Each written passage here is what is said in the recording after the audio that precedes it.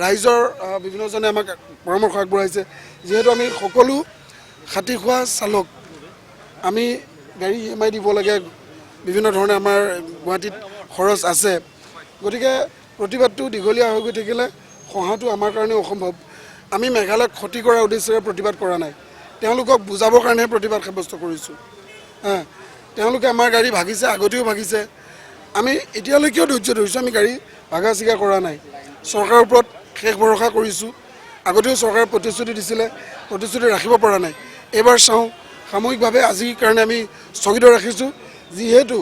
এই সংগ্ৰামখনত বিভিন্ন দল সংগঠনে আমাক সহযোগিতা আগবঢ়াইছে তেওঁলোকে নিজে এই দিনটো আমাৰ লগত আছে তেওঁলোকৰ লগত পৰামৰ্শ কৰি চৰকাৰৰ লগত যদি যিমান সম্ভৱ হয় এখন মিটিং কৰি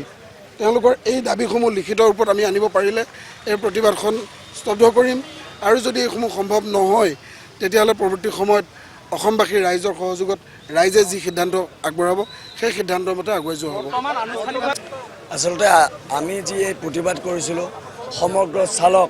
আৰু বহুকেইটা আমাক দল সংগঠনে আচলতে সমৰ্থন কৰিছিল তেওঁলোক অহৰহে আমাৰ লগত লাগি আছিল তো যদি প্ৰাৰম্ভিক আলোচনাৰ পাছত মন্ত্ৰী মহাশয় বা চৰকাৰ পক্ষৰ ফালৰ পৰা যি আমি মেমৰেণ্ডাম দিছোঁ তাৰ দাবী যদি নামানে বা আকৌ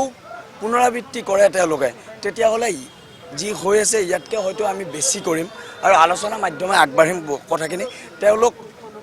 জংঘলী হ'ল বুলি আমিওতো জংঘলী হ'ব নোৱাৰোঁ এতিয়া আজি চাওক আপোনালোকে দুদিন আমি তিনিদিন আজি তিনিদিন আমি ঘাইপথটো বন্ধ ৰাখিছিলোঁ ৰাখোঁতে তেওঁলোকৰ 30 টকাৰ পিঁয়াজ 100 টকা পাইছেগৈ পেট্ৰল পাম্পত পেট্ৰল নোহোৱা হৈছে তো ক'ৰবাত নহয় ক'ৰবাত যথেষ্টখিনি অসুবিধাত ভুগিছে আৰু কেতিয়াও এইটোও আমি ক'ব নোৱাৰোঁ যে কোনোবা এটা সংগঠনে কৰিছে হয়তো তাৰ 60% মানুহো বেয়া হ'ব পাৰে ক'ৰবাত 40% মানুহ ভাল আছে আৰু এইটো আচলতে ফাণ্ডামেণ্টেল ৰাইটছ যিমানখিনি কিছুমান অত্যাৱশ্যকীয় সামগ্ৰী আমি যাব দিব লাগিব